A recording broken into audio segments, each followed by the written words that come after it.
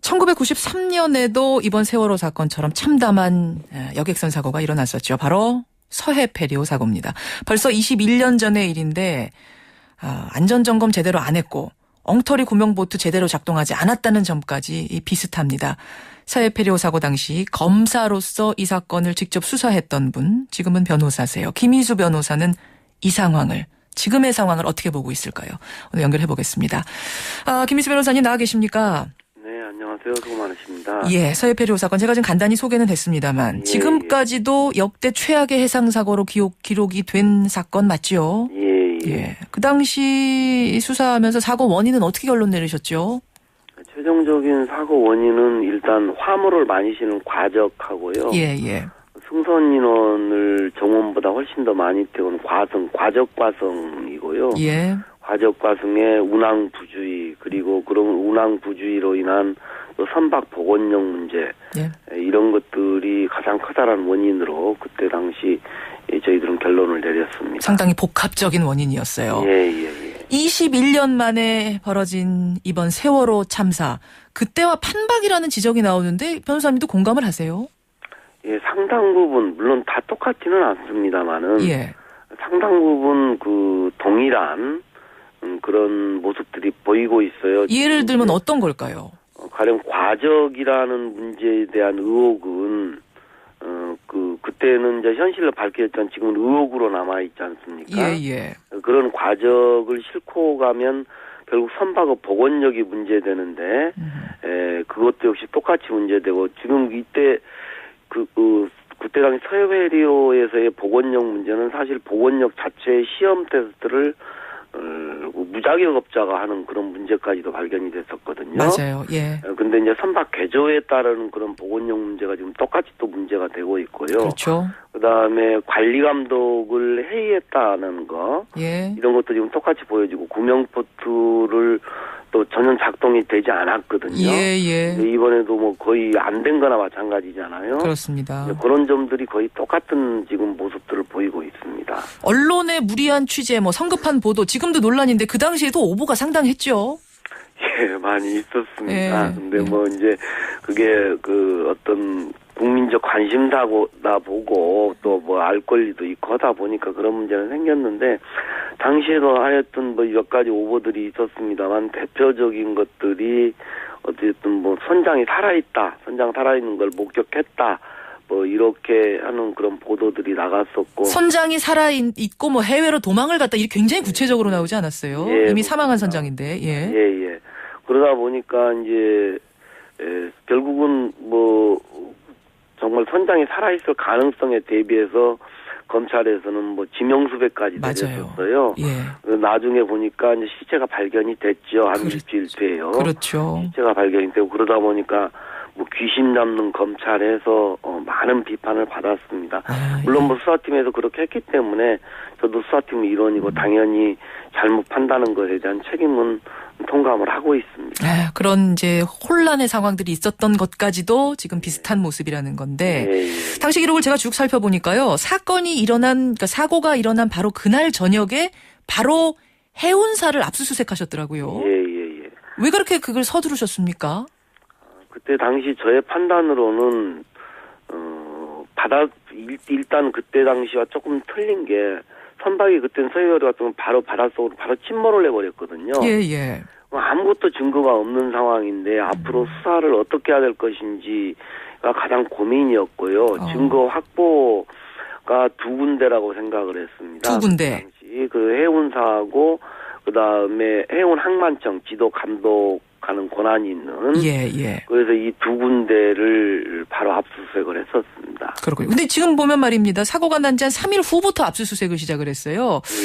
다소 우려되는 부분이 좀 있지 않습니까?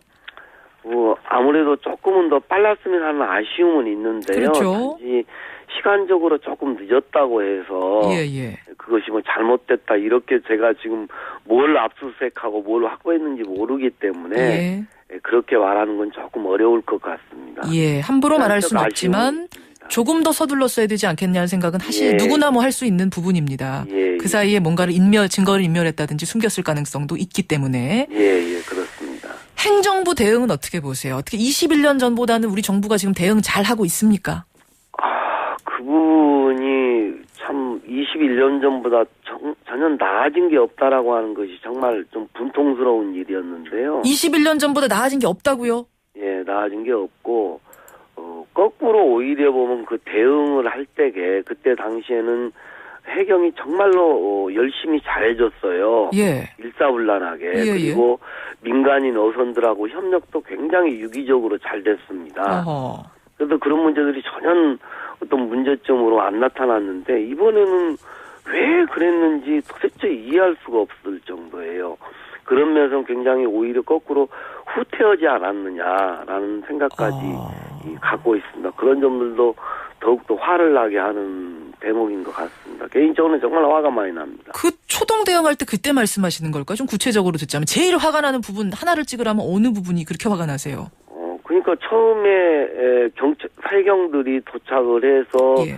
어떤 수색 작업을 하고 인양 작업을 하고 이런 것들이 굉장히 신속하게 이루어졌거든요. 예. 그리고 민간 어선들이 정말 생업을 포기하고 그 현장으로 몰려들어서 그때 당시에 생존자들을 구조를 하고 이런 작업들까지 전부 굉장히 유기적으로 원활하고 협조적으로 이루어졌다는 거죠. 예. 신속하고. 21년 전에는. 예. 근데 그때보다도 이번에는 더 좀 허술했다. 미흡했다. 그렇지 않습니까? 만 한 이틀 동안을 뭘 했습니까?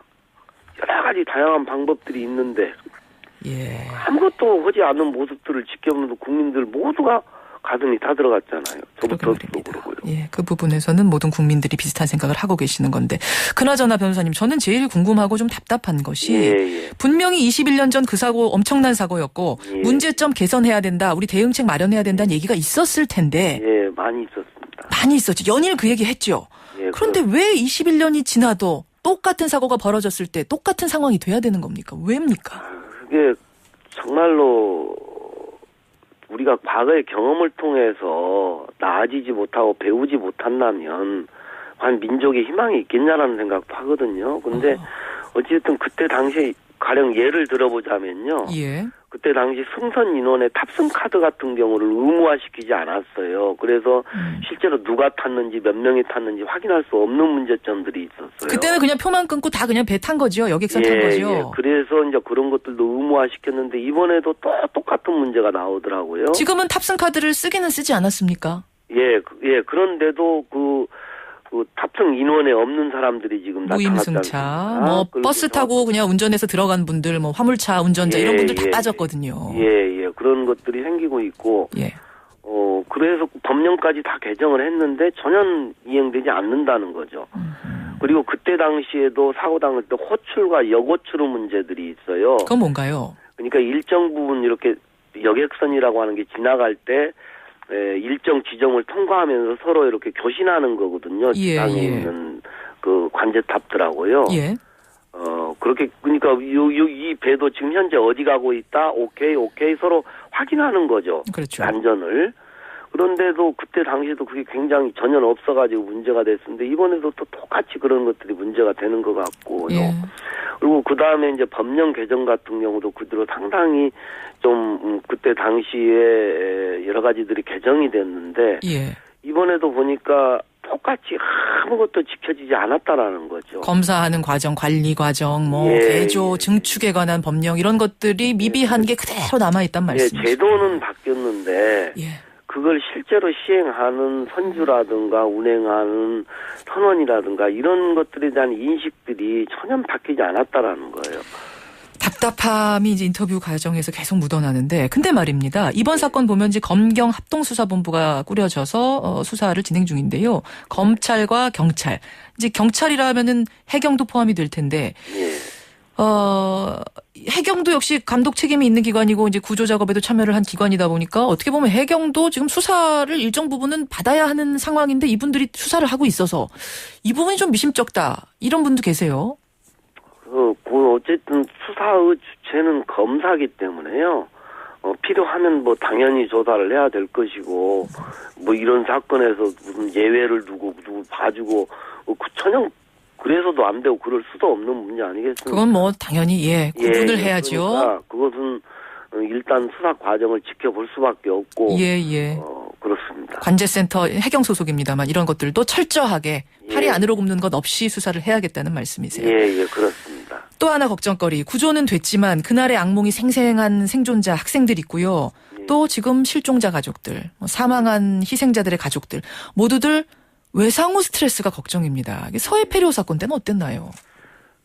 그때 당시보다 유일하게 나아진 점을 지적하라고 한다면 그 지점이라고 생각을 하는데요. 그 부분의 관리, 예. 정신적인 그때 부분. 당시에는 그런 외상후 스트레스라든가 그분 유가족들한테 배려해주는 생각 자체를 전혀 못했습니다. 예.